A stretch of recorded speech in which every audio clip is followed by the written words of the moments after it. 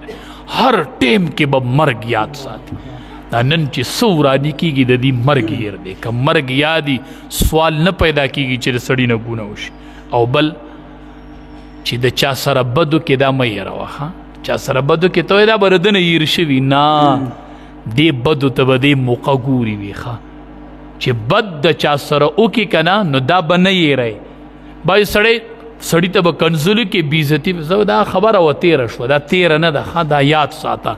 دې به یو ورځ د دې انتقام علي، دا هېروه مه، د دې د معافۍ کوشش کوه، د دې د تلافۍ کوشش کوه. نو چا سره چې بد وکړي نو دوه څیزونه به نه هېروي، مرګ به نه هېروي او چا سره چې دې بد وکړو دا به نه هېروي. او دوه څیزونه چې دي که نه، دوه څیزونه دا همیشه هېروه.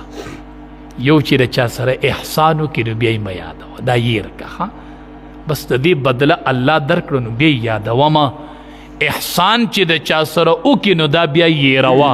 دا دوه څیزونه د هېرولي دي. یو دا چې احسان د چا سره وکړي نو دا هېر که، بس د دې بدله الله درکړه. دې به کپړې به ورله ورکړي، دا ورته سمه مزه در سره کوي. هسې ډېرې ښکلي نه دي، هسې د پیزار کې د خپه توده ده. هغه غریب بیا پخپو کولی نه شي که زم جو یادوي راته نه ښه ادا له هڅه کوي. زکات به ورله ورکړي، زکات چېرته بوجۍ نیم غنم به ورله ورکړي، ټول منې به پې بیا سنبالوي، ټوله زمینداره پې. دله ما زکات ورکړی، دله ما زکات خو د الله حق دا به تا چاله ورکو جو دله دې ورکه. زه خپلو علماو ملګرو ته هم چې څوک درته مجلس کې ووایي چې په تا زکات کېږي، وایي په ما نه کېږي. د داسې سړي نه د سره زکات الوه چې په ډک په تا زکات کېږي، په ډک مسجد کې به دې وشرمې او 1000 روپۍ دا واله، دا د زکات پیسې دي. دا خوږ دی که د ده عزت خوږ دی چې څه زکات ورکوي. د هغې طریقه دا نه ده چې په ډک مجلس کې په تا زکات کېږي. یا به د زکاتو پیسې به د 100 لوټونه به ترې جوړ کړي، خلک په ورته پرش کې ودرېږي. دا پیسې دي په 100 روپۍ د چا څه کېږي؟ دا رواله 2-3 ولی ورکه، د چا پې حاجت وکړه. خو احسان چې د چا سره وکړي نو دا به بیا هېری ښه. او یو چې د سره بل سړی بد وکړي نو دا هېروه، د بل بد هېروه، او چې د بل سره یا بد وکړي هغه یادوه ښه. چې بل سړی ستا سره بد وکړي که نه، دا د انبیو خونې دي ښه، دا یېروه. چې بل سړي سره بد وکړو بس ډاري کې دړه نه اوباس، بس داسې ده چې د ما سره بد نه دي کړي. نو وی بد چې دي د بل سړي بد چې دي دا هېروه. وی دا 8 خبرې لقمان حکیم صاحب دا ما د پیغمبرانو نه زده کړي، دا ما ته پیغمبرانو نه زده کړي دي. دا د انبیو د ژوند خلاصه ده. په دې کې تاسو به د یو عمل شروع کوئ چې کله مونځ کوئ، وی د زړه حفاظت دی کوه. ته مونځ ته ودرېږه او د زړه نګراني شروع کړه چې ته د مونځ په خوند باندې پوه شې.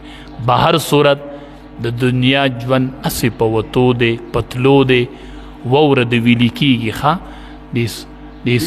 دغه ته ګورئ، دا ګړۍ نه لګېدلي. دا ګړۍ چې وي ټک یو ټکو کې که نه یو سیکنډ واړئ، ټک بل ټکو کې. دې ګړۍ ته کله ناکله ودرېږئ، وایي دا زما د ژوند قاتله ده، دا ما پسې نښتې ده. دا چې دا یو ټکو کې که نه نو زما د ژوند نه یو سیکنډ کم کړي، چې بل ټکو کې نو بل سیکنډ کم کړي، چې بلو کې بل سیکنډۍ روانې. نو چې 60 سیکنډۍ پوره شي نو 1 منټ تر نه کم کړي. بیا چې 1 منټ 60 منټه پوره شي نو 1 ګنټه در نه کمه کړي. بیا ګنټې چې 24 پوره شي نو شپه ورځ در نه. دا زمونږ د ژوند قاتله ده، دا زمونږ ژوند تنښتې ده. ګوره یوه جمعه راځي او زمونږ ژوند کې یوه هفته کمیږي، یوه هفته کمیږي. نو ژوند چې دی دا د مرګ نه مخکې غنیمت وګڼئ. رب العالمین دې مونږ ټول د آخرت سوداګر کړي. بس خدای دې مونږ کې د آخرت فکر پیدا کړي. و آخر دعوانا ان الحمد